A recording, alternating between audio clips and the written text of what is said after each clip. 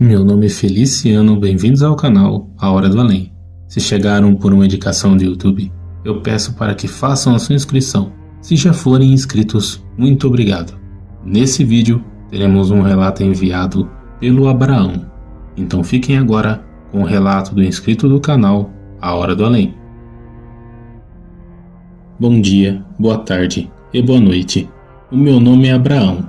Eu tenho 72 anos e vou contar algo que aconteceu comigo, que mudou a minha vida e a vida de um membro da minha família.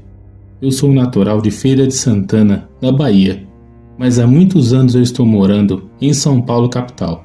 Quando eu vim aqui para São Paulo, eu vim com a minha esposa, que estava grávida da minha filha mais velha. Já faz muitos anos, pois nessa época eu tinha 25 anos. No começo, quando eu vim trabalhar em São Paulo, eu vim trabalhar em uma empresa que o meu irmão mais velho estava trabalhando.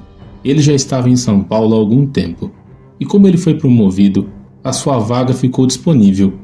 E ele, com muita insistência, conseguiu esse emprego para que eu me estabelecesse em São Paulo. Nós ficamos morando no fundo da casa do meu irmão e da minha cunhada, e quando morávamos lá, a minha filha mais velha nasceu. Nós ficamos morando nessa residência por cerca de 3 anos.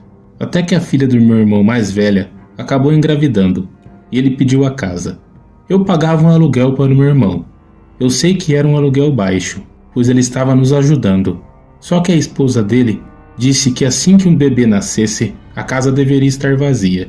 Então, eu me apressei para encontrar uma casa para alugar. Eu fiquei procurando casas para alugar por algum tempo, até que por indicação de um colega de trabalho, eu fui ver uma casa que ficava na rua onde ele morava. Assim que nós conhecemos o local, gostamos e fechamos. Essa casa tinha 3 quartos, sala, cozinha, banheiro e um quintal grande para minha filha brincar. Nos mudamos para essa casa e nos estabelecemos no local. Eu tenho boas recordações desse momento.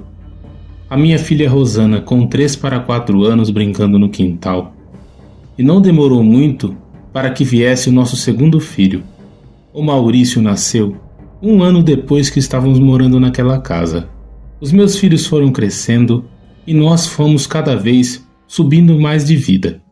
Eu fui promovido mais 2 vezes no meu trabalho, pois era uma fábrica que trabalhava com calçados, cintos e muitos materiais de couro.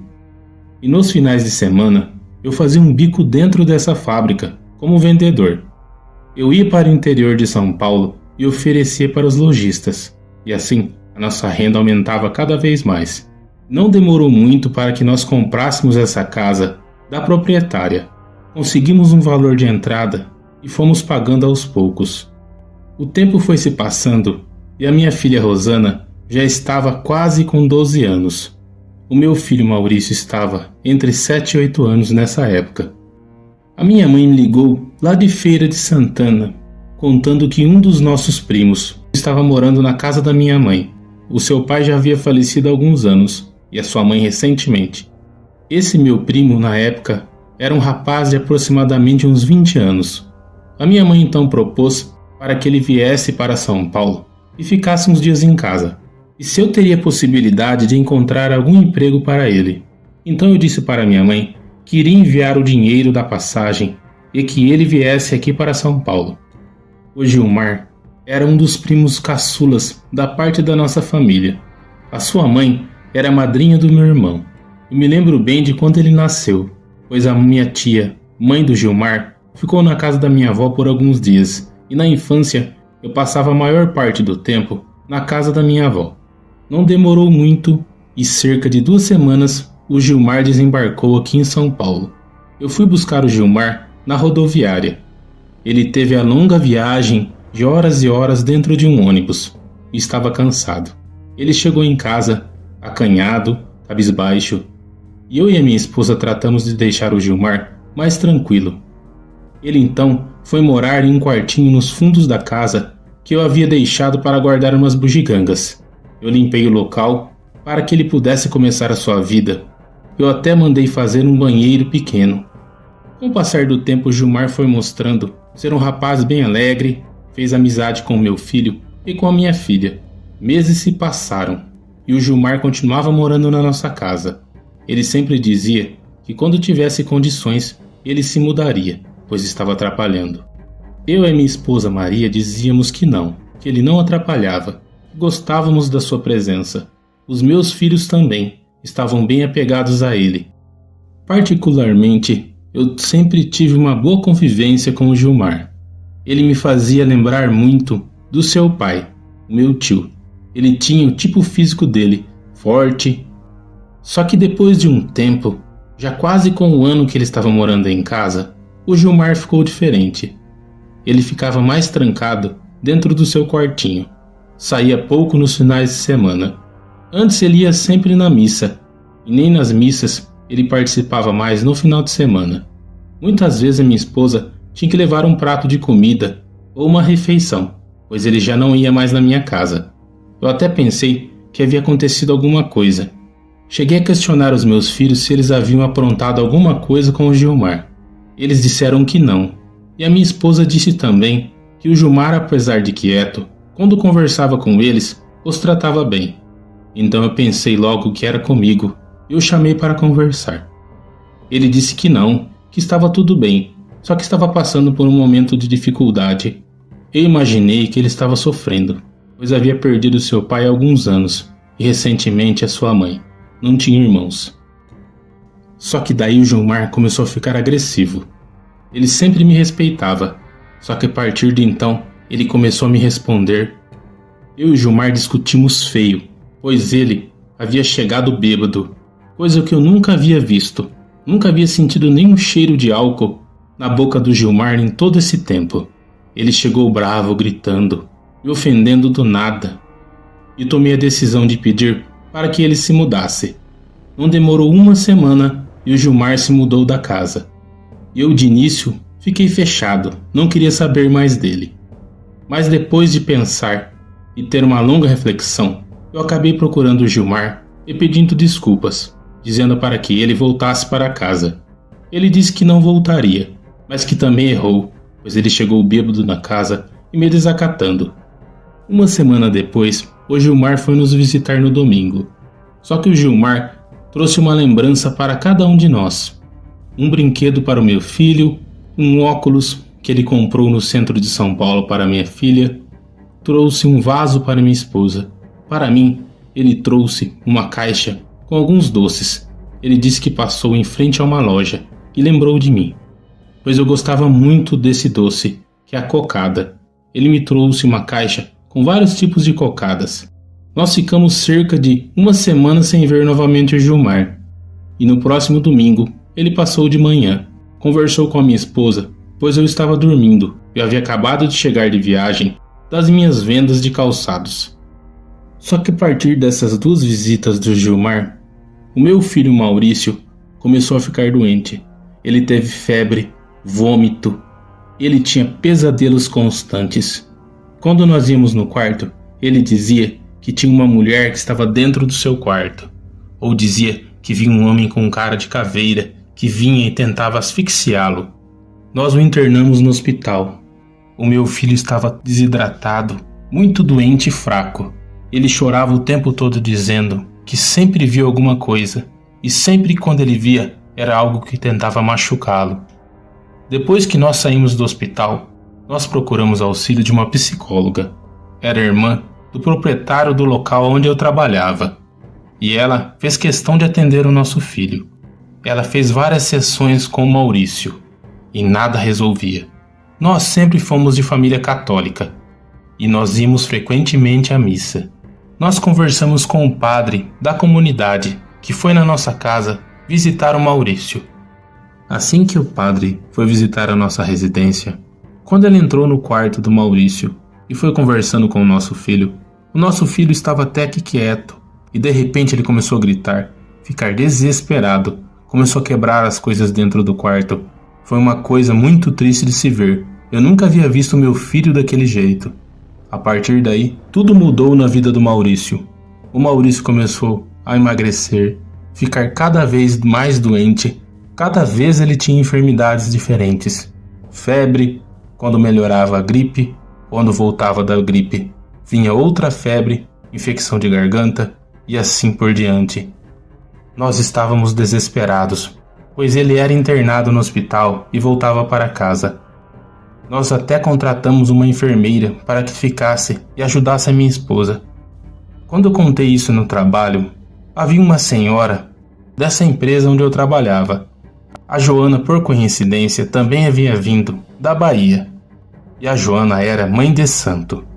Quando a Joana ficou sabendo dessa história, ela foi na sala onde eu trabalhava e me perguntou desde quando começaram esses ataques do meu filho.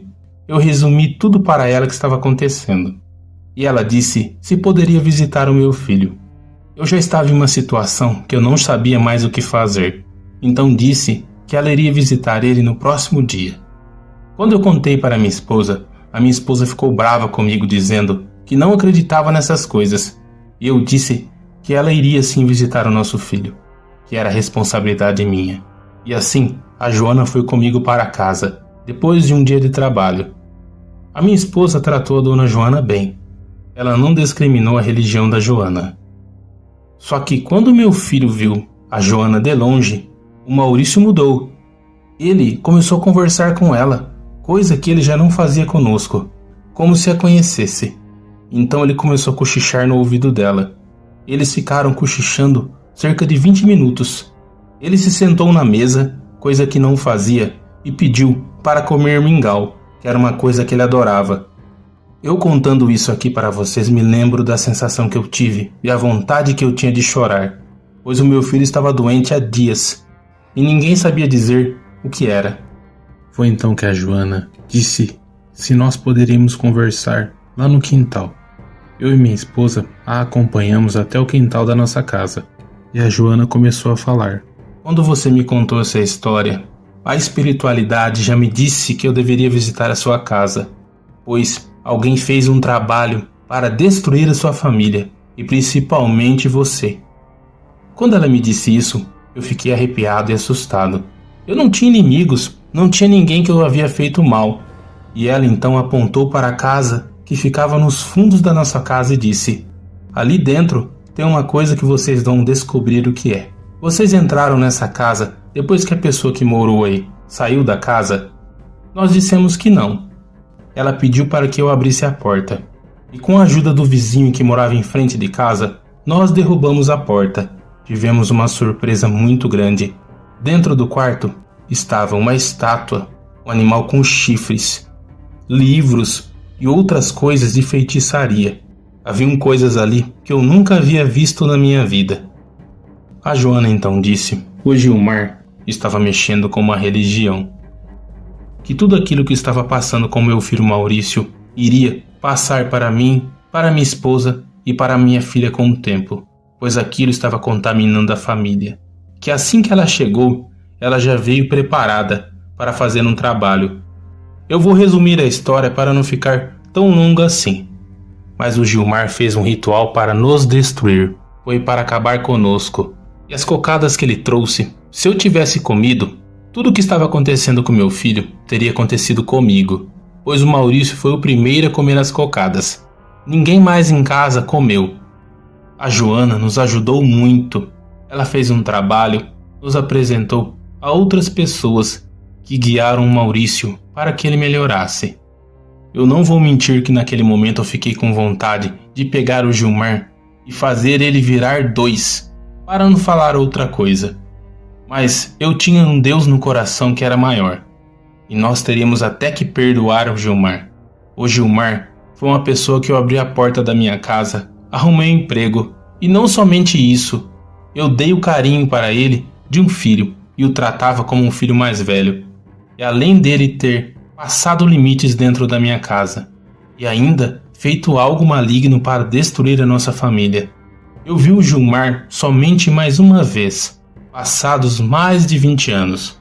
Quando ele faleceu, eu fui no seu velório, e eu não sei o que aconteceu, que ele acabou voltando para a Bahia.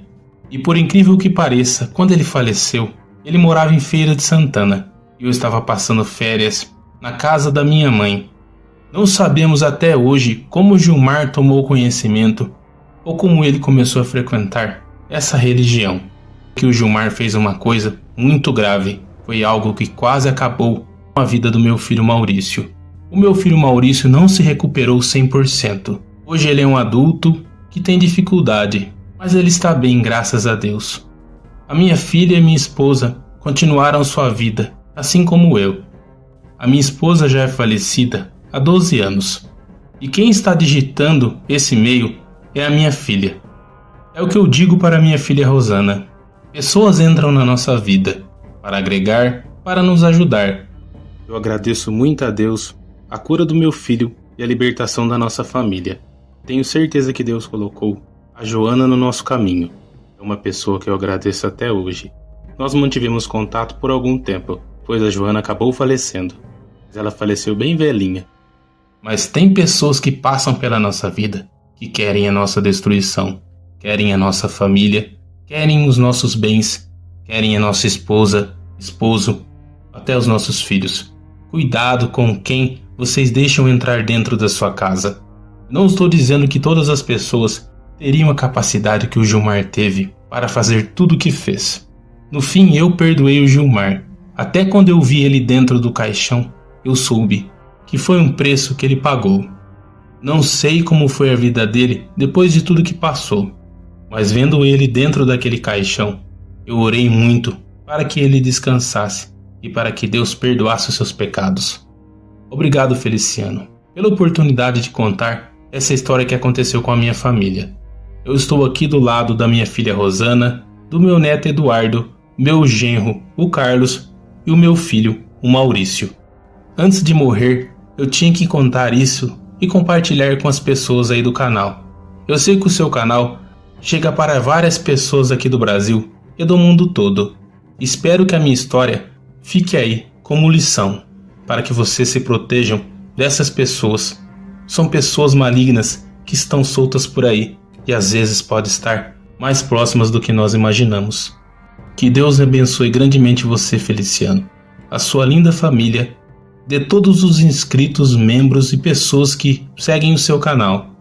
Um abraço forte do Abraão, que mora aqui em São Paulo, capital. Muito obrigado, seu Abraão, por ter compartilhado esse relato que aconteceu com o Senhor e com a sua família. Eu gostaria de mandar um abraço especial para toda a sua família e principalmente para o seu filho Maurício. Eu fiquei sabendo que ele sempre está acompanhando as histórias aqui do canal. Se vocês também quiserem enviar seus relatos, pessoal, eu vou deixar na descrição do vídeo o link que vai direto para o WhatsApp do canal. Há dias o WhatsApp foi hackeado e assim algumas mensagens de vocês inscritos acabaram se perdendo, mas eu consegui recuperar 100% o controle do WhatsApp. Quem enviou o relato e não foi respondido, eu peço para que envie novamente. Eu gostaria de agradecer a cada um de vocês que sempre está aqui, compartilhando, deixando o like e comentando. Que Deus abençoe a cada um de vocês, suas famílias e seus amigos, e também quem está chegando hoje aqui no canal. Sejam bem-vindos. Abraços a todos vocês, até o próximo vídeo.